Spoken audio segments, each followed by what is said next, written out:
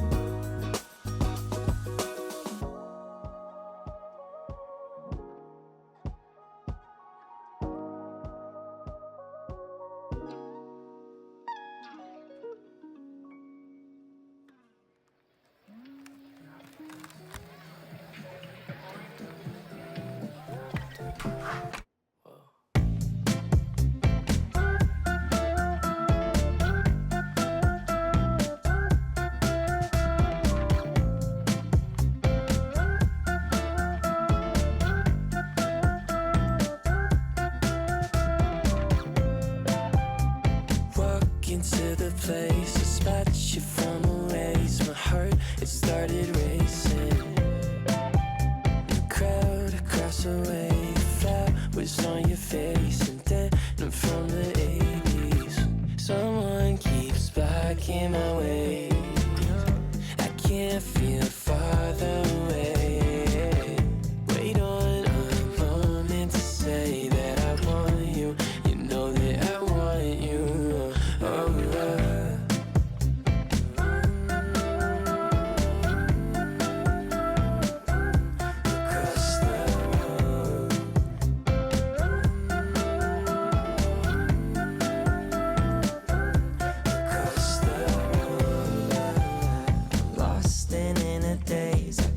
Your sudden gaze and time, it started racing. But moments tend to fade, and you're too far away from me to get my name in. Someone keeps blocking my way. I can't feel further away. Wait on a moment to say that I want you. You know that I want you.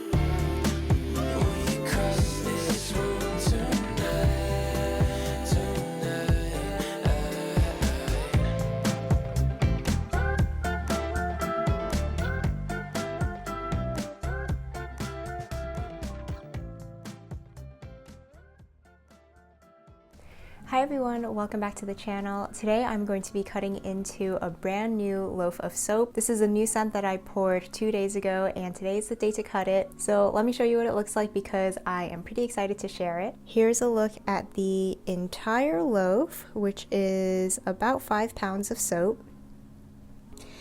And as you can see from the side, it is a layered soap. You can see that it has a few layers here, and the blue layers are colored naturally with powdered indigo. So I have had this idea for this soap for a really long time, and I've done a couple of test batches of it, but I didn't really like how the test batches came out, both because of the scent and also one time I couldn't get the variations of color very distinct. But I think this time I've definitely nailed it down. I really like how the scent came out, and now I'm gonna cut it and see how the individual bars look. All right, so here we go. I have my soap cutter here, and because I put these flowers on the top of my soap, these are actually homegrown bachelor's buttons petals, and I really like how the blue color matches the blue of the indigo. But if I cut from the top down, a lot of times I'll get drag marks because I don't have a wire soap cutter where I can avoid those marks. So I'm actually gonna cut this soap upside down, and hopefully it doesn't squish the top of it too much. So first I'm gonna cut off just a small piece, and this is going to be one of the soap ends that I sell in my soap end bundles, and here's what it looks like inside. I'm so happy with how it came out.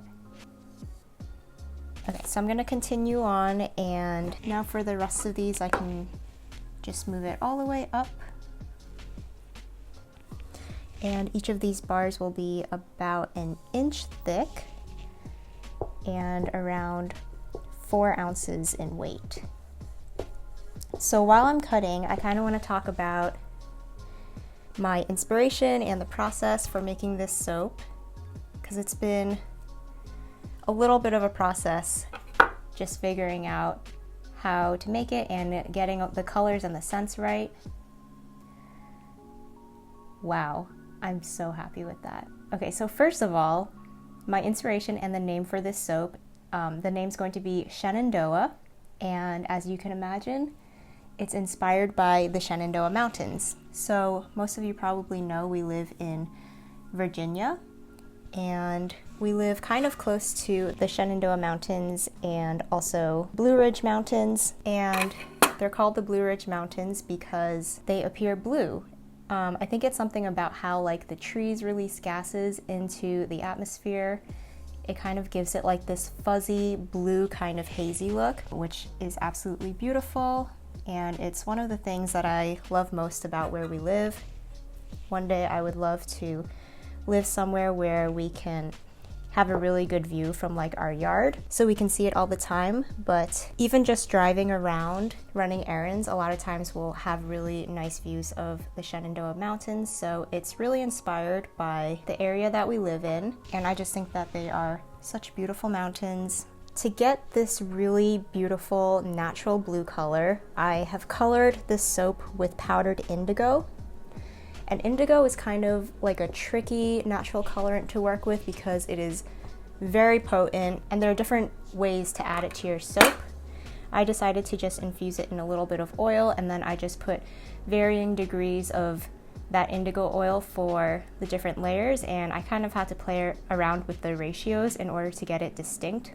And this design is very similar to the pink grapefruit soap that I make, where I have a similar design of like different layers, but for that one I use pink clay instead of indigo, so I have different layers of pink in that soap. And that was one of the first soaps that I made for the shop, and ever since I like came up with that design, I just thought it would be such a fun way to work in these Blue Ridge Mountains. To be honest, I don't even know if the Shenandoah Mountains and the Blue Ridge Mountains are the same thing. I think like the Shenandoah Mountains are part of the Blue Ridge, or like the other way around, but I like the name Shenandoah, so that's what I'm going to be calling this.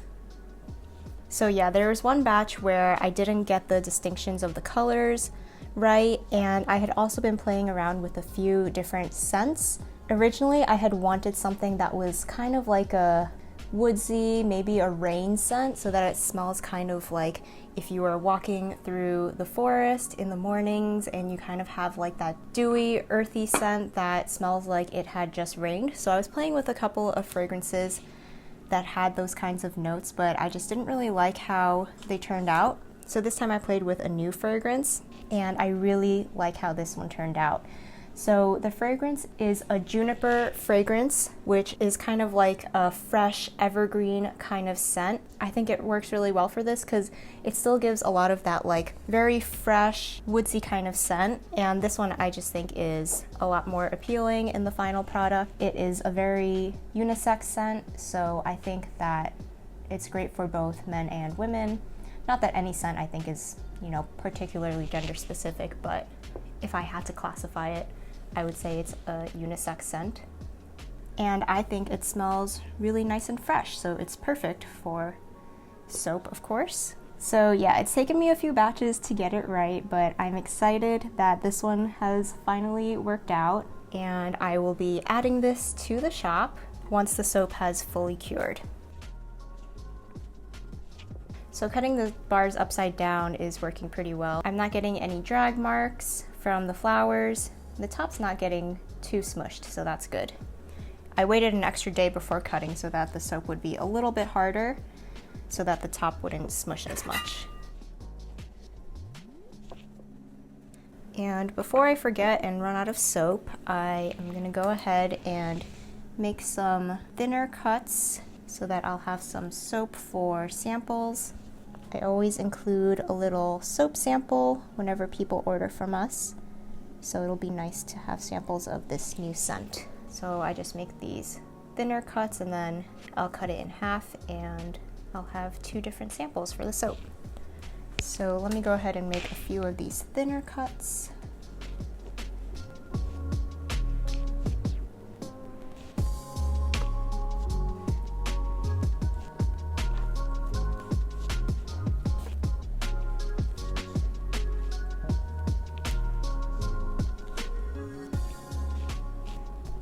Alright, so I've got all my bars cut, and the next thing I like to do is kind of just like clean up the edges. It's just an extra step that I think makes everything look really nice. Right now the edges are kind of jagged and sharp from where I've cut it, so I just like to go in with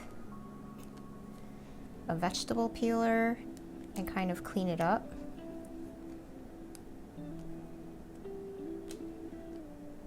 I think it makes it look really nice and finished.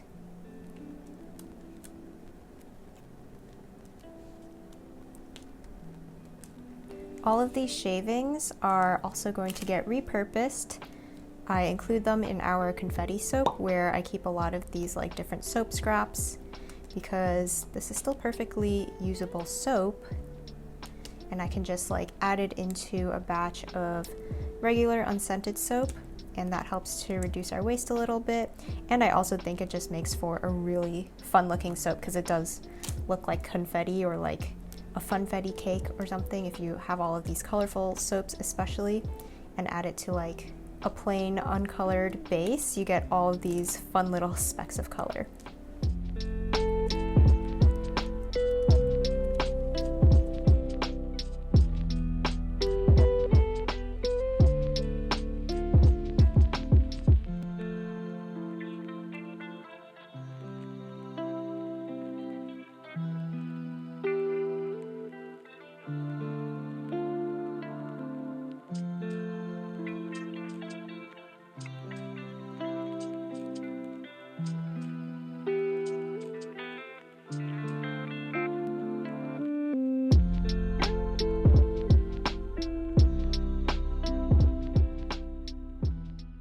So here are the finished bars, and now they have to sit and cure for about a month so that they can harden up and all of the excess moisture can evaporate, so the bars are really nice and hard and long lasting in the shower. But by the time this video comes out, the soap will already be up on the shop, so if you want to check it out, I will leave a link in the description box. And I'm really excited to have this soap finally out in the world. The idea has been in my head for probably about a year now, and I have finally finalized it and nailed it down. So if you're interested in trying it out, you can find it there, and I hope you really like it if you try it out. Before I finish off this video, I also just wanted to let you know that in addition to the new Shenandoah soap, we have some other new products up on the shop right now. We recently added a line of lip balms to the shop. We developed some natural beeswax lip balms, Here's what they look like with some fun packaging and some nice illustrations. For now, these come in 4 different scents.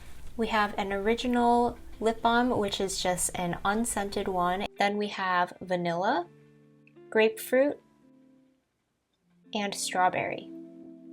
So these are the 4 scents that we're starting off with, and we may be adding more in the future, but these 4 are up on the shop now and available for purchase. So if you want to check those out, those are also new on the shop. But that's all I have for you today. Hope you enjoyed seeing a little bit of the behind the scenes of the making of our new soap. As always, thank you so much for watching this video, and I will see you again in the next one.